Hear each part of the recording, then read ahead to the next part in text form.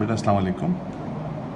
आज हमारी जो क्लास है वो नए टॉपिक को लेकर हो रही है और वो है साइनोबैक्टीरिया का।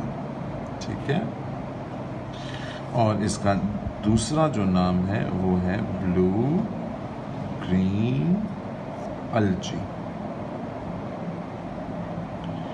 और आपको याद होगा हमने जब चैप्टर 5 स्टार्ट किया था तो हमने ये कहा था कि किंगडम मोनेरा के अंदर या प्रोकैरियोटी के अंदर दो मेंबर्स पाए जाते हैं। ठीक है, एक मेंबर का नाम था बैक्टीरिया, बैक्टीरियम, ठीक, और हमने उसको अच्छे से पढ़ा। और जो दूसरा मेंबर था वो था साइनोबैक्टीरिया का, साइनोबैक्टीरिया का। इसको आज हमने पढ़ना है। ठीक है, बैक्टीरिया के बारे में बहुत अच्छा डिस्कशन हमारा हो गया है पिछले लेक्चर्स के अंदर। ठीक, और साइनोबैक्टीरिया के बारे में आज हमारा लेक्चर होना है। सर ये भी बैक्टीरिया ही तो है, तो फिर इसका नाम फिर ये अलग क्यों रखे गए हैं? तो आइए मैं आपको बताता हूँ कि साइनोबैक्टीरिया दरअसल बैक्टीरिया जैसे ज़रूर है, मगर उनमें कुछ ऐसी चीज़ें हैं जो उनको अल्जी से मिलाती हैं, लिहाजा उन्हें हम साइनोबैक्टीरिया कहते हैं। रखे बहरहाल मोनेरा में गए हैं, क्यों रखे गए हैं उस पर भी हम आज की क्लास में बात करेंगे। ठीक है, ये हमारा साइनोबैक्टीरिया का छोटा सा तारुफ हो गया। आइए अब ज़रा उस बातों पे आते हैं कि ये नाम आखिर क्यों रखा गया साइनोबैक्टीरिया का। तो मैं आपको पहले ये बताता हूँ कि अल्जी जो हैं उनके बारे में ये कहा जाता है कि वो एक्वाटिक प्लांट्स हैं। एक्वाटिक प्लांट्स हैं यानी ऐसे पौधे हैं जो पानी में रहते हैं, समंदर में रहते हैं। तो इनके बारे में क्या ये बात सही है कि ये पानी में रहते हैं? हाँ जी, ये बात इनके बारे में सही है कि ये लोग पानी में रहते हैं। अब अल्जी के बारे में जो बातें मशहूर हैं वो ये हैं कि उनकी जो सेल वॉल, ये ख़ास तौर पे वो बातें मैं कर रहा हूँ जो बैक्टीरिया से मुतरादिफ हैं, यानी कंट्रोवर्शियल हैं, उनके अगेंस्ट जाती हैं, डेविएट करती हैं बैक्टीरिया से। एक तो उनकी जो सेल वॉल है वो सिंगल लेयर है, यानी उसमें तह जो है वो एक होती है, सिंगल लेयर है सेल वॉल। ठीक, एक बात। दूसरी बात, इनकी जो सेल वॉल है वो सेल्यूलोज से बनी हुई है। इन केस आप नहीं जानते सेल्यूलोज क्या है, तो ये कार्बोहाइड्रेट की एक क्लास है, और कार्बोहाइड्रेट की 3 क्लासेस में, जिसमें आप मोनोसैक्राइड्स और लेगोसैक्राइड्स और पॉलीसैक्राइड पढ़ते हैं, ये पॉलीसैक्राइड की मिसाल है। ग्लाइकोजन, काइटिन, स्टार्च के साथ मिलती जुलती। तो सेल्यूलोज की बनी हुई होती है इसकी, और जो इसके पास पिगमेंट सिस्टम है वो होता है क्लोरोफिल ए का। वैसे तो बहुत सारे पिगमेंट्स हैं और पिगमेंट्स की ही बुनियाद पर अल्जी की क्लासिफिकेशन की जा रही है, लेकिन मैं क्लोरोफिल ए और फाइकोसायनिन क्यों लिख रहा हूँ, सिर्फ फाइकोसायनिन क्यों लिख रहा हूँ, उसकी वजह यह है कि मैं कंपेयर कर रहा हूँ बैक्टीरिया को अल्जी के साथ। ठीक है, और दूसरी तरफ आ जाते हैं बैक्टीरिया के बारे में। बेटा बैक्टीरिया की जो सेल वॉल है वो सिंगल लेयर होती है, यानी उसमें तह जो है वो सिर्फ एक होती है, 2 तहें नहीं होती हैं। ठीक, दूसरी बात, ये बनी हुई है पेप्टाइडोग्लाइकेन की, पेप्टाइडोग्लाइकेन की। और जो इसमें पिगमेंट सिस्टम है वो आपको याद होगा, हमने पढ़ा है कुछ दिन पहले क्लोरोबियम, क्लोरोफिल या बैक्टीरियोक्लोरोफिल। अच्छा, अब आ जाते हैं इसकी पूरे डिस्कशन के ऊपर। ज़रा देखिएगा कि हमने कहा कि बैक्टीरिया, साइनोबैक्टीरिया को मोनेरा में ही रखा गया है।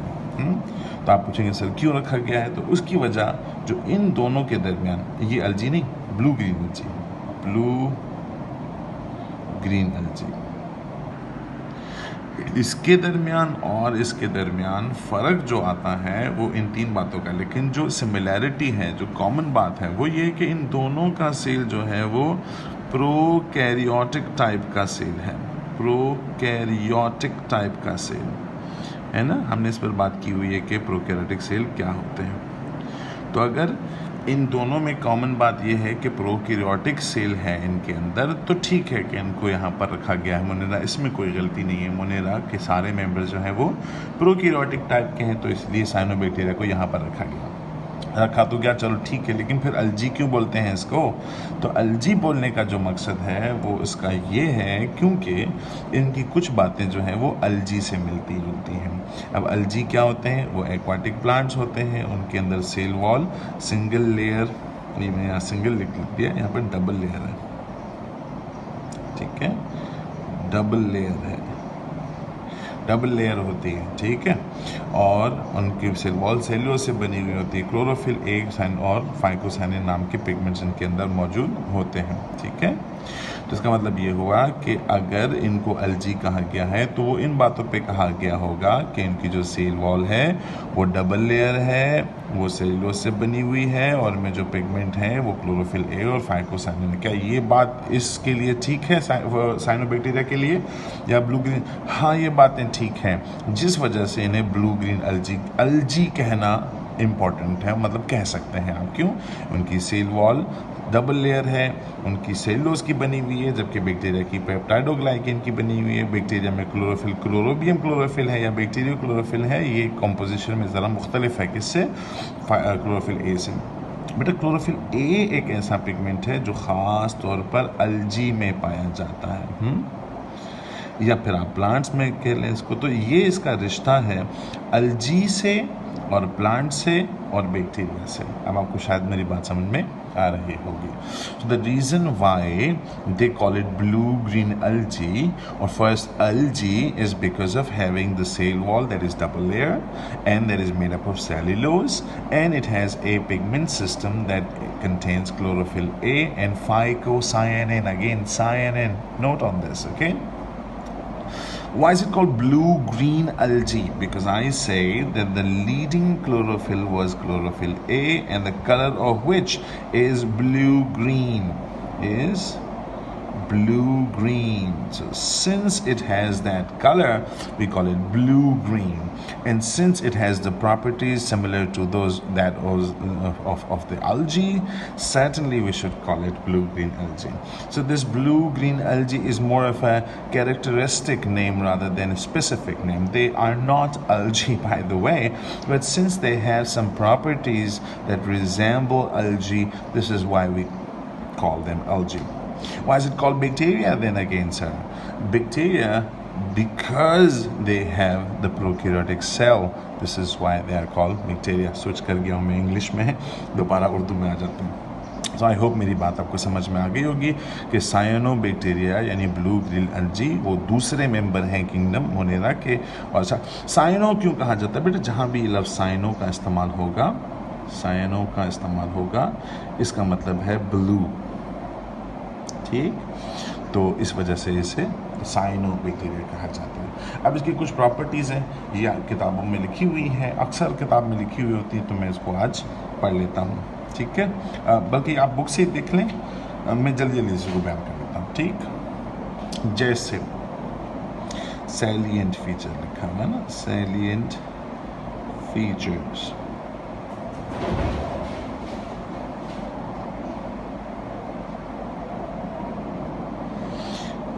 सबसे पहली बात प्रोकैरियोटिक है, प्रोकैरियोटिक सेल है, ठीक हो गई। दूसरी बात जो है वो यूनिसेल्युलर है ना। आपकी बुक में लिखा हुआ है कि कॉलोनियल फॉर्म में है, हाँ ये कॉलोनियल फॉर्म में होते हैं, ठीक है। सेल वॉल इनकी डबल लेयर है। ये वही बातें हैं जो बुक में लिखी हुई हैं, उस पर हमने बात कर भी ली थी, ठीक है। आई होप ये बातें आपको समझ में आई हैं, ठीक। फिर आते हैं हम फोर्थ बात के ऊपर। उनका जो साइटोप्लाज्म है वो दो हिस्सों में होता है, ठीक है। साइटोप्लाज्म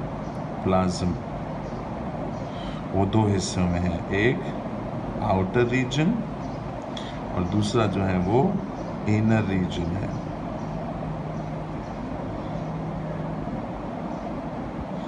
रीजन,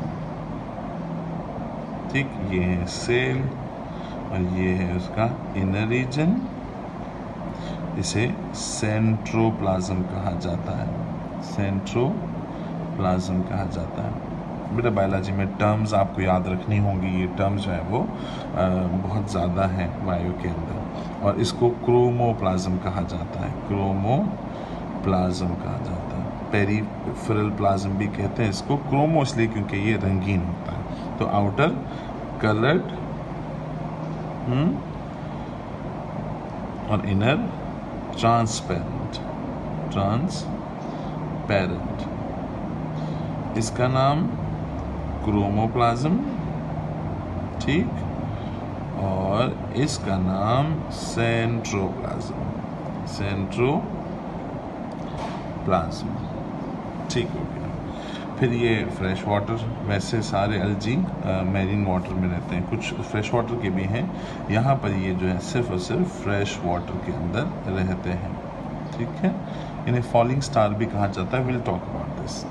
छठे में आ जाता है, इनमें सेक्सुअल रिप्रोडक्शन नहीं है, नो सेक्सुअल रिप्रोडक्शन, यानी सेक्सुअल रिप्रोडक्शन इज एब्सेंट, ठीक। हाँ, एसेक्सुअली फिर वो 3 तरीक़ों से रिप्रोड्यूस कर सकते हैं। एसेक्सुअली वो या तो रिप्रोड्यूस कर सकते हैं हार्मोगोनियम से, हार्मोगोनियम, मुझे जो ना कभी कभी परेशानी हो जाती है कि जब मैं कोई इस तरह का लफ्ज़ इंट्रोड्यूस करता हूँ आपसे कि जो अचानक से आपको बिल्कुल नया और सरप्राइजिंग लगे, तो मुझे डर लग जाता है कि आप कनेक्शन तोड़ ना दें। यानी आप लेकर आए हैं आराम आराम से, सर यहाँ तक पहुँचा दिया है आपने, और आखिर में फिर आपने कोई ऐसा लफ्ज़ इंट्रोड्यूस कर दिया जिसकी हमें बिल्कुल भी नो हाउ नहीं है, तो फिर ग्रिप लूज़ हो जाती है टॉपिक की। मैं चाहता हूँ कि आप सिर्फ होल्ड ऑन करें, मैं उसको फिर आगे चलकर अच्छे से समझा भी दूँगा। सो अगर ये लफ्ज़ आ गया है तो एक बार रिपीट कर लीजिए, 2 बार रिपीट कर लीजिए, ताकि ये बायोलॉजिकल वोकैबुलरी आपकी ज़बान को स्टिक कर जाए। हार्मोगोनियम, हार्मोगोनियम, हार्मोगोनियम। तो अटैच होने के बाद फिर हम इसकी डिटेल में चले भी जाएंगे, ठीक। ज़ूस्पोर जिक्र तो किया है इन्होंने, मगर डिटेल में नहीं गए हैं, हम इसमें चले जाएंगे, ठीक। और एक तीसरा है रिप्रोडक्शन, एक काइनेज। एक मेरी तरफ से जो है ना वो सरशफी एडिशन भी लगा लीजिए, और वो है फिजन का, ठीक है। तो ये एसेक्सुअल रिप्रोडक्शन हमारी इन किस्मों से होती है, 4 किस्मों से होती है, ठीक। और हमने ये बातें पढ़ ली हैं, आई थिंक बुक में भी यही बातें होंगी, ठीक। तो ये हमारी सैलिएंट फीचर्स हो गए। अब हम आ जाते हैं इसके बारे में, नॉस्टॉक के बारे में। अच्छा, नॉस्टॉक और साइनोबैक्टीरिया क्या है, अक्सर मुझसे पूछ लेते हैं बच्चे। असल में पूरा इसका नाम नॉस्टॉक एनाबेना है। नॉस्टॉक एनाबेना जो है वो, it is the example, the famous example, most common example of cyanobacteria, ठीक है। जैसे कोई आपको स्पिरोकीट को उठा के लेकर आ जाए और आपसे पूछे कि ये क्या चीज़ है, तो आप कहेंगे कि इसका ताल्लुक जो है वो बैक्टीरिया से है। तो सिमिलरली अगर आपके पास कोई नॉस्टॉक लेकर आ जाए तो आप कहेंगे कि इसका ताल्लुक जो है वो साइनोबैक्टीरिया से है। तो आई होप मेरी बातें यहाँ तक आपको समझ में आ गई हैं। मैं अगले पेज पे जाने से पहले मुझे चाहिए कि मैं इसको हाईलाइट कर दूँ, ठीक। तो हमने कहा कि साइनोबैक्टीरिया टॉपिक है हमारा, ब्लू ग्रीन अलजी इसको कहते हैं। अलजी इसको इसलिए कहते हैं क्योंकि इसमें जो सेल वॉल है वो डबल लेयर होती है, ठीक है, जबकि बैक्टीरिया में सेल वॉल सिंगल लेयर होती है। इसकी जो सेल वॉल है वो सेल्यूलोज की बनी हुई है, जबकि बैक्टीरिया की सेल वॉल पेप्टाइडोग्लाइकेन की बनी हुई है। इसमें जो पिगमेंट सिस्टम है वो क्लोरोफिल ए का है और फाइकोसायनिन, नोट कीजिए सायनिन का है ना। सायनिन का मतलब होता है ब्लू। तो ये वाले पिगमेंट होने की वजह से इनकी प्रॉपर्टीज़ कुछ कुछ अलजी से मिलती हैं, लिहाजा इन्हें अलजी कहा जाता है। ब्लू ग्रीन अलजी इसलिए कहा जाता है क्योंकि जो क्लोरोफिल ए का रंग है वो ब्लू ग्रीन है, और इसलिए हम इसको ब्लू ग्रीन अलजी कहते हैं, ठीक है। तो अलजी इसको इसलिए कहा जाता है, ठीक। लेकिन क्या ये एग्जैक्टली बैक्टीरिया जैसे हैं, इन बातों में ये मैच नहीं होते, लेकिन इस बात में वो ज़रूर मैच होते हैं। और ये बड़ी बात है कि उनका जो सेल है वो प्रोकैरियोटिक है, इसीलिए ब्लू ग्रीन अलजी को साइनोबैक्टीरिया में रखा गया है ना। बहुत सारे यूनिसेलुलर अलजी हैं जो आज बैक्टीरिया में नहीं है, लेकिन चूंकि सेल प्रोकैरियोटिक है ना, तो इस वजह से हमने ब्लू ग्रीन अलजी में रखा। ये एवोल्यूशन है बेटा, सेल जो है ना वो कर रहे होते हैं। हम चले आते हैं डिटेल में आगे। फिर हमने कहा इसमें सेल जो है वो प्रोकैरियोटिक टाइप का है, ये हम सेलियन फीचर पढ़ रहे थे, ठीक। यूनिसेलुलर है, सिर्फ एक सेल होता है इनके अंदर। सेल वॉल जो है वो डबल लेयर है। साइटोप्लाज्म के दो रीजन हैं, एक आउटर रीजन और एक इनर रीजन। और इनर रीजन का नाम जो है वो सेंट्रोप्लाज्म है, ये ट्रांसपेरेंट होता है, ठीक। और कलर होता है, उसका नाम है क्रोमोप्लाज्म। और उसके बाद ये फ्रेश वाटर में रहते हैं और ये सेक्सुअली रिप्रोड्यूस नहीं करते। एसेक्सुअली रिप्रोड्यूस करते हैं, वो हॉर्मोगोनियम से कर सकते हैं, वो ज़ूस्पोर से कर सकते हैं, वो एकाइनेट से कर सकते हैं या फिजन से कर सकते हैं, और नॉस्टॉक इसकी मिसाल है। चलें हम ज़रा अगले पेज के ऊपर चले जाते हैं।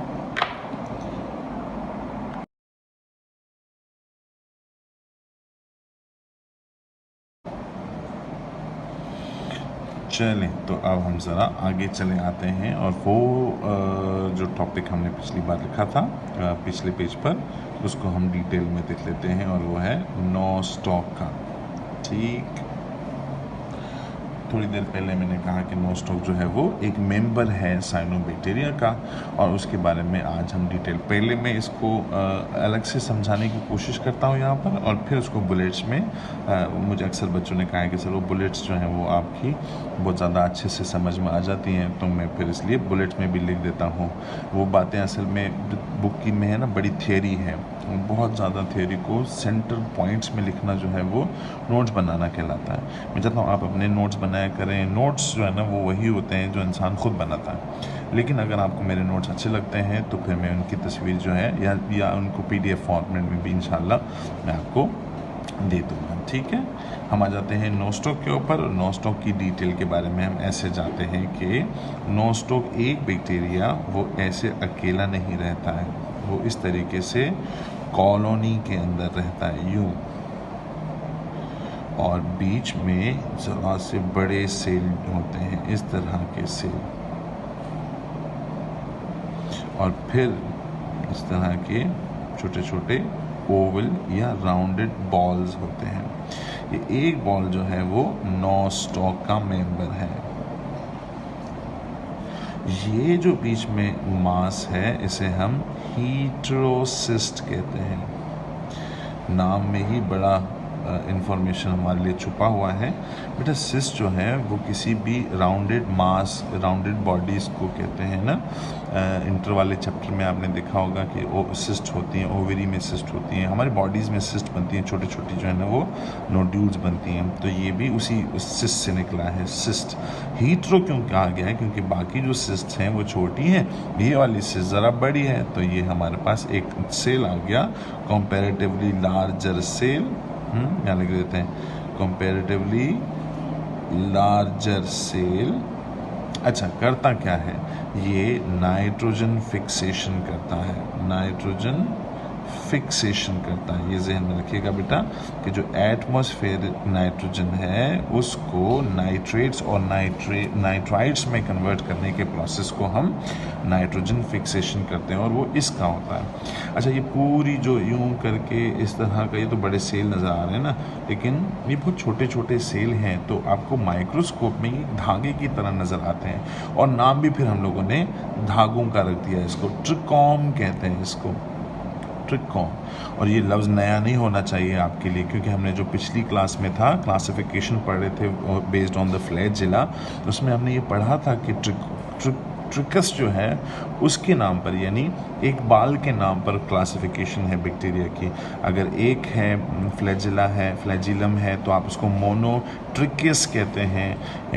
हम बात की थी ना इस पर। तो ट्रिकस जो ट्रिकॉम जो लफ्ज़ निकला है वो निकला ही हेयर पर है, और वो बाल के जैसा, बाल उर्दू में लिख रहा था मैं, हेयर के जैसा। तो ये जो एक धागा है नॉस्टॉक का, यूं करके हम उसे फिलामेंट कहते हैं।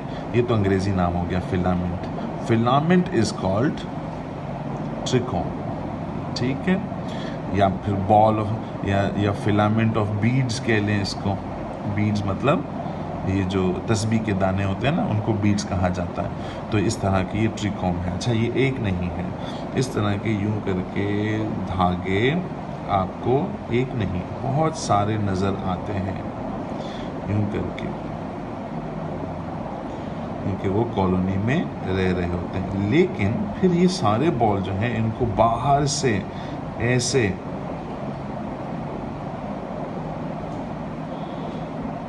एक पर्टिकुलर सिस्ट ने, जो कार्बोहाइड्रेट की बनी हुई होती है, उसने कवर किया होता है।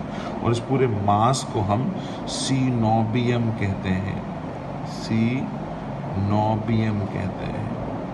ये जो मास है ये पूरी कॉलोनी को कवर कर रहा होता है, और इसके अंदर एक चिपचिपा फ्लूइड मौजूद होता है जिसे हम कहते हैं जीलाटिनियस मास।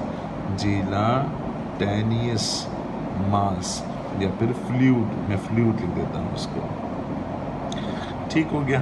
ये हमारी कुछ बातें हो गई जिसके बारे में हमने देख लिया। अब यही बातें मैं आपको बुलेट्स में लिख देता हूँ, ठीक, नॉस्टॉक के सेलियन फीचर के अंदर। ठीक, हमने कहा ये यूनिसेलुलर है, ये तो हमने वहाँ पर भी पढ़ा था। हमने कहा ये फ्रेश वाटर में रहते हैं, ये भी हमने वहाँ पढ़ा था। कॉलोनी में रहते हैं, और कॉलोनी जो है वो इनकी फिलामेंट कहलाती है। कॉलोनी इज कॉल्ड फिलामेंट, पढ़ा ना अभी, कॉल्ड फिलामेंट। और फिलामेंट जो है उसको आप ट्रीकॉम कहते हैं। ठीक हो गया। अच्छा, फिर आपने कहा कि ये सारी जो कॉलोनी है filaments are intermixed in gelatinous fluid, gelatinous fluid, forming a ball,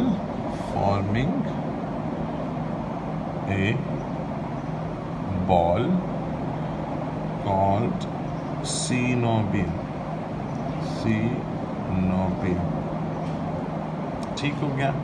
और फिर हमने कहा कि 2 लेयर्स, ये तो वही बात है ना, cytoplasm is differentiated in 2 layers, outer is called chromoplasm, inner is called, ये मैं लिखता नहीं हूँ, ये लंबा कर देगा हमारे लेक्चर को, ठीक है।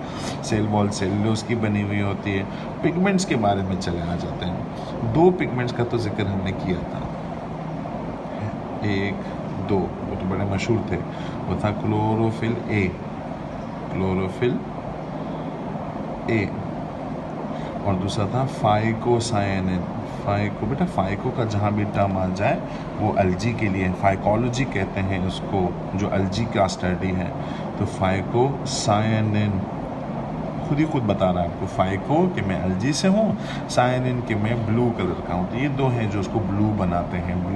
ये ब्लू बनाता है, ये इसको ब्लू ग्रीन बनाता है। क्लोरोफिल ए का जो असल रंग है वो ब्लू ग्रीन है, सिर्फ ब्लू नहीं है, इसी वजह से ब्लू ग्रीन एनर्जी। अच्छा, इसके अलावा क्या हैं? हाँ जनाब, इसके अलावा भी लिखे हुए हैं यहाँ पर ज़ैंथोफिल, नॉस्टॉक के पिगमेंट्स। ज़ैंथोफिल हो गया, कैरोटीन हो गया, ये आपने चैप्टर नंबर 11 में अच्छे से पढ़े हुए हैं। कैरोटीन हो गया, फाइकोएरिथ्रिन हो गया, फाइकोएरिथ्रिन हो गया। ये वो सारे पिगमेंट्स हैं जिसका हमने जिक्र देखा है इसके अंदर। अच्छा, रिज़र्व फूड जो है, ये वो बात है जो हमने इससे पहले नहीं पढ़ी थी।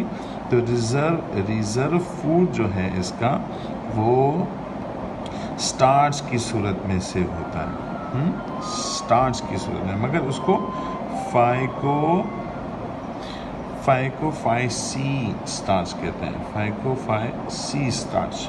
ये जो स्टार्च है वो रिजर्व फूड की सूरत में अलजी के अंदर मौजूद होती है। ठीक है, हम आ जाते हैं इसके अगले टॉपिक के ऊपर, और वो है रिप्रोडक्शन, या पहले न्यूट्रिशन देख लेते हैं। Nutrition in cyanobacteria. बेटा न्यूट्रिशन सिर्फ दो तरह की है, हम इसको कॉम्प्लिकेट नहीं करेंगे। एक तो आप, या इसको आप एक ही कहते हैं, ये ऑटोट्रॉफ हैं, यानी खुद खाना बनाने वाले, दूसरों को खाने के लिए नुकसान नहीं पहुंचाते। ऑटोट्रॉफ यही होते हैं ना, कि जो दूसरों पर डिपेंड ना करें खाने के लिए। तो उसमें दो आपने पढ़ी थी, एक फोटो ऑटोट्रॉफ पढ़ा था, फोटो ऑटोट्रॉफ पढ़ा था, यानी ये प्योरली फोटोसिंथेटिक है। तो बात अंडरस्टैंडेबल भी है कि सर अगर इसमें पिगमेंट सिस्टम है तो वो इसीलिए तो है कि वो लाइट को ट्रैप करें, trap sunlight for photosynthesis, light for photosynthesis. तो इसका मतलब ये है कि एक तो मोड ऑफ न्यूट्रिशन इनमें ये होना चाहिए कि जो फोटोसिंथेसिस है, फोटोसिंथेसिस यानी रोशनी से खाना बनाने को कहते हैं। और दूसरा कीमो ऑटोट्रॉफ, से इसका तो जिक्र नहीं है, जिक्र है लेकिन वो दूसरे लफ्ज़ों में रखा है, कीमो ऑटोट्रॉफ। वो कैसे, हमने जिक्र किया था नाइट्रोजन फिक्सेशन का, हमने इसको जिक्र किया था नाइट्रोजन फिक्सेशन का। यहाँ पर क्या था, ये देखिए हेट्रोसिस्ट था ना, हेट्रोसिस्ट ये एटमॉस्फेरिक नाइट्रोजन को फिक्स करके नाइट्रेट्स और नाइट्राइट्स बना रहा था। तो हमने बात पढ़ी हुई है कि ऑक्सीडेशन अगर हो जाए नाइट्रोजन कंपाउंड्स की तो हम इसे नाइट्रोजन फिक्सेशन कहते हैं। तो ये वही कीमो ऑटोट्रॉफ तो है कि जो नाइट्रोजन फिक्सेशन करता है। अच्छा याद रहे कि सारे सेल नहीं करते नाइट्रोजन फिक्सेशन, सिर्फ ये वाला पर्टिकुलर पार्ट करता है जिसे हम हेट्रोसिस्ट कहते हैं। ये बड़ी जाइगेंटिक मशीन्स हैं जो क्या करती हैं, नाइट्रोजन फिक्सेशन करती हैं। अच्छा इनका एक और भी काम है, वो हम बाद में डिस्कस करेंगे। तो न्यूट्रिशन दो तरह की, फोटो ऑटोट्रॉफिज्म और कीमो। हम अगले उस पर जा रहे हैं, तो हम लोग खाली जो इम्पॉर्टेंट चीज़ें हैं उनको हम डिस्कस कर लेते हैं। ये रहा एक मेंबर नोस्टॉक का, ये जो सेंट्रल मास है उसे हम हेट्रोसिस्ट कह रहे हैं, बड़ा सेल है कंपैरेटिवली।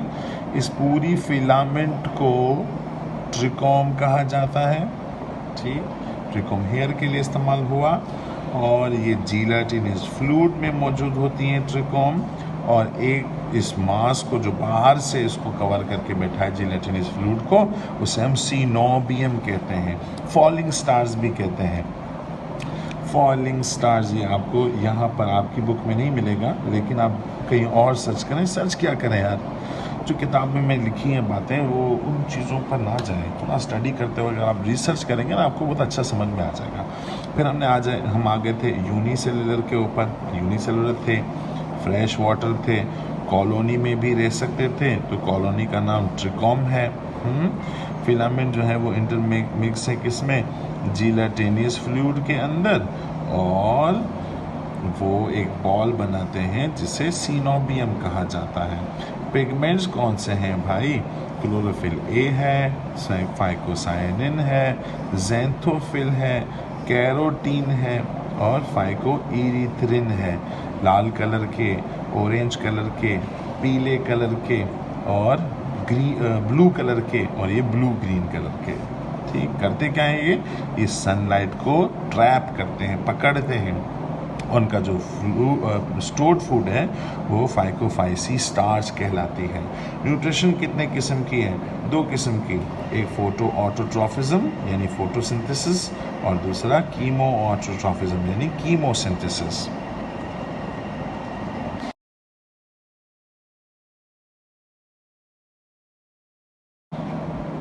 साइनोबैक्टीरिया की जो रिप्रोडक्शन है बेटा, वो उस पर नज़र डाल लेते हैं, और ये हमारा टॉपिक जो है ना वो आज ख़त्म हो जाएगा। ठीक, रिप्रोडक्शन इन साइनोबैक्टीरिया,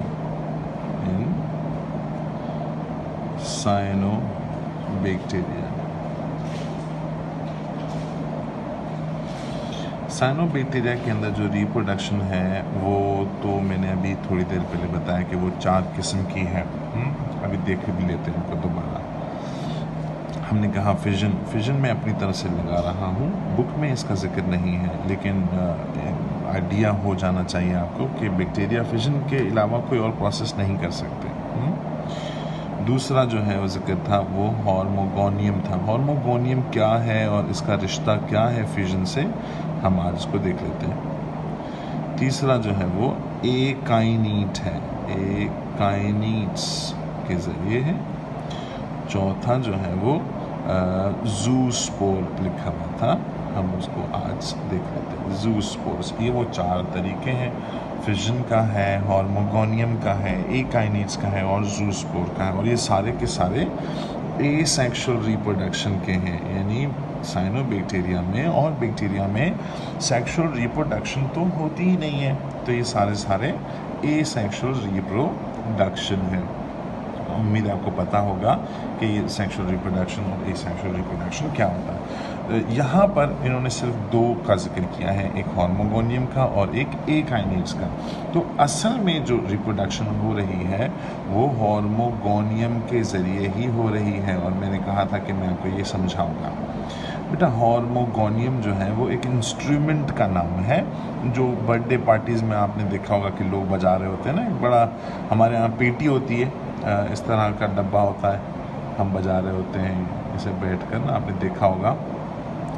वो यूं ऐसे खुला हुआ डब्बा होता है और वो बंदा बजा रहा होता है इसको, है ना। इस तरह का एक हॉर्मोगोनियम भी होता है जो हाथ में पकड़ने का होता है, और बड़ा इस तरीके से इसको वो चलाते हैं। उसकी तस्वीर मैं नहीं बना सकता। हॉर्मोगोनियम जो है वो उस को कहते हैं, इंस्ट्रूमेंट को कहते हैं, म्यूज़िकल इंस्ट्रूमेंट को कहते हैं हॉर्मोगोनियम, सिंगुलर हो। अगर प्लूरल हो तो फिर हम उसे हॉर्मोगोनिया कहेंगे, हॉर्मोगोनिया कहेंगे। ठीक हो गया बेटा, हॉर्मोगोनिया कहते हैं हम उसको।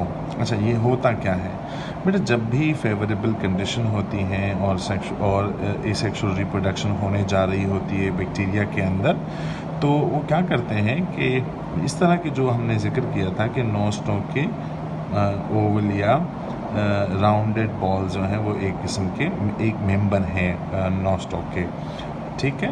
और एक हमने बड़ी बॉल्स का भी जिक्र किया था जिन्हें हमने कहा था हीट्रोसिस्ट। जब कंडीशन आती है ना, फेवरेबल कंडीशन आती है रिप्रोडक्शन की, आपको याद होगा हमने ग्रोथ फेसेस ऑफ ग्रोथ पढ़े थे बैक्टीरिया के। तो जब लेग फेस के बाद जब कंडीशन आती है उसे हम लॉग फेस कहते हैं। उन दौरान क्या होता है कि ये जो बॉडीज़ हैं यानी नोस्टॉक कुछ 4-5 वो कट जाती हैं हेट्रोसिस से दूसरे फिलामेंट से, यानी एक ट्रिकोम है, यानी एक फिलामेंट है, वो आपको इस तरह दिखाई दे रही है यूं।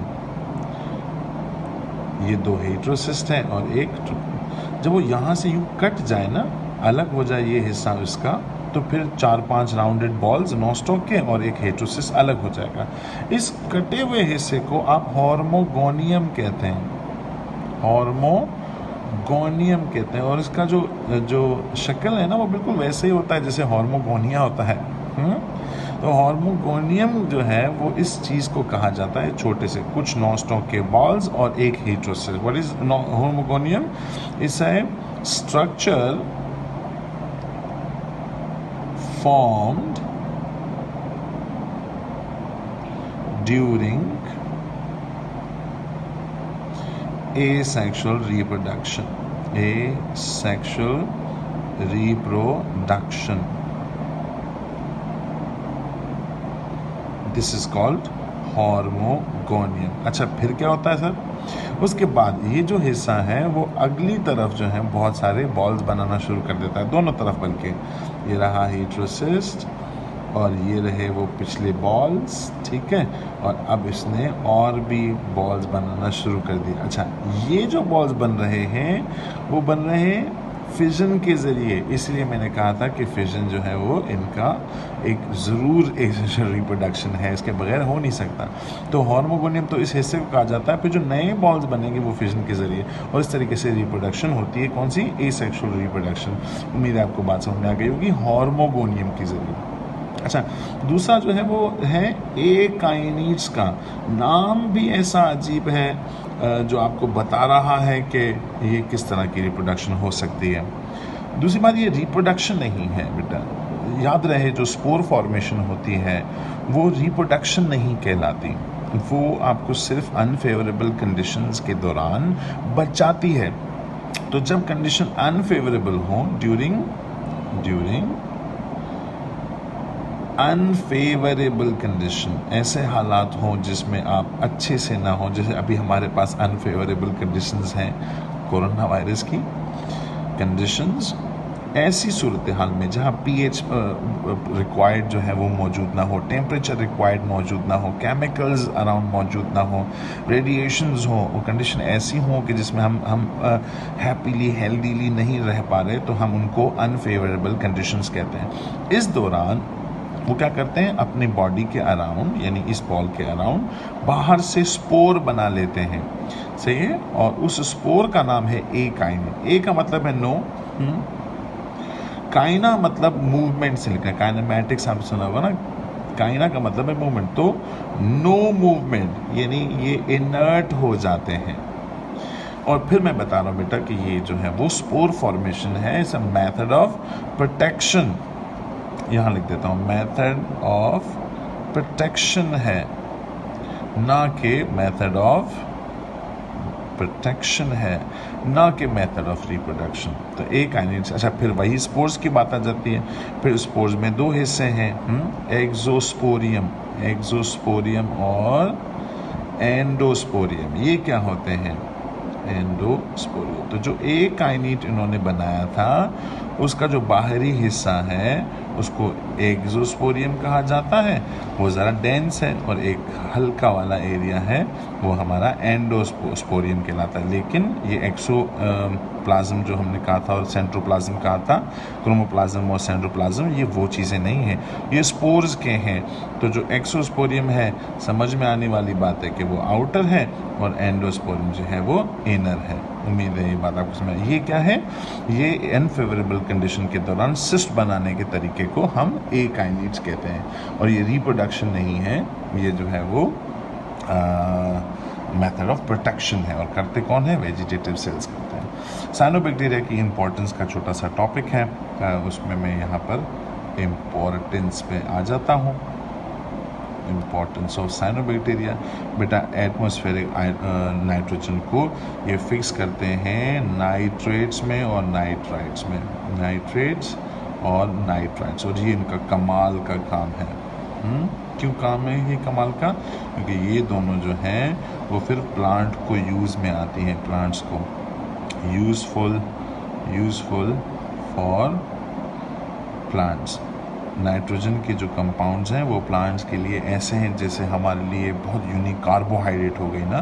तो नाइट्रोजन को जो एटमॉस्फेरिक नॉन यूटिलाइजेबल नाइट्रोजन है उसको यूटिलाइजेबल फॉर्म में नाइट्रेट्स और नाइट्राइट्स में उनकी ऑक्सीडेशन बाय ऑक्सीडेशन O लगाकर ना, N को O लगाकर NO2s और NO3s बनाने के प्रोसेस को बाय ऑक्सीडेशन, और इसको हम कहते हैं नाइट्रोजन फिक्सेशन।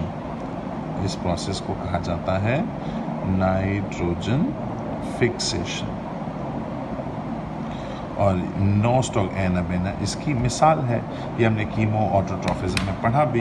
हाईलाइट कर लेते हैं, रिप्रोडक्शन इन साइनोबैक्टीरिया हम पढ़ रहे हैं, ठीक है। रिप्रोडक्शन इन तरीकों की भी होती है, ये नहीं लिखा हुआ बुक में। ज़ूस्पोर्स हम इसको अपने सब में पढ़ना है। ऐसे स्पोर जो हरकत करते हैं उन्हें ज़ूस्पोर कहा जाता है, और फिशन के बारे में डिस्कस कर रहा था। मगर जो दो रिप्रोडक्शन की टाइप्स हैं वो एक हॉर्मोगोनियम है और दूसरी एकाइनेट्स है। एक हॉर्मोगोनियम हो गई, हॉर्मोगोनियम सिंगुलर होता है, और हॉर्मोगोनियम प्लूरल, और दूसरी कौन सी हो गई? एकाइनेट्स हो गई। आई थिंक ये आपको ऐसा शायद नज़र नहीं आ रहा था। इम्पोर्टेंस जो है वो नाइट्रेट्स और ऑक्सीडेशन, ये ऐसा शायद नज़र नहीं आ रहा, तो मैं इसको तस्वीर में डाल दूँगा, ठीक। हॉर्मोगोनियम जो है उसका प्लूरल हॉर्मोगोनिया है, और इस पूरे हिस्से को हम हॉर्मोगोनियम कहते हैं। फिर उसके बाद जब नए इसमें से रिप्रोडक्शन हो और नए फिजन के ज़रिए बने तो ये हमारा रिप्रोडक्शन का तरीका हो गया। सही है। What is hormogonia? Structure form during asexual reproduction, इसको बोलते हैं हार्मोगोनिया। ठीक। एकाइनिड्स क्या है? During unfavourable condition the cyst are called akinetes. Akinete का मतलब ही नो मूवमेंट है, दो बाहर के एक्सोस्पोरियम और एंडोस्पोरियम्स। ठीक। ये मेथड ऑफ प्रोटेक्शन है, ना कि मेथड ऑफ रिप्रोडक्शन। ठीक। ये बातें शायद आपको दिखाई नहीं दे रहा था, रियली सॉरी, मुझे ध्यान नहीं था। ये जो दो चीज़ें हैं, नाइट्रेट्स और नाइट्राइड, ये ऑक्सीडेशन से बनते हैं और ऑक्सीडेशन करना जानते हैं नॉस्टॉक, इसीलिए ये इकोनॉमिकली बड़े इंपॉर्टेंट हैं। क्यों? क्योंकि ये प्लांट्स को नाइट्रोजन फिक्स करके देते हैं।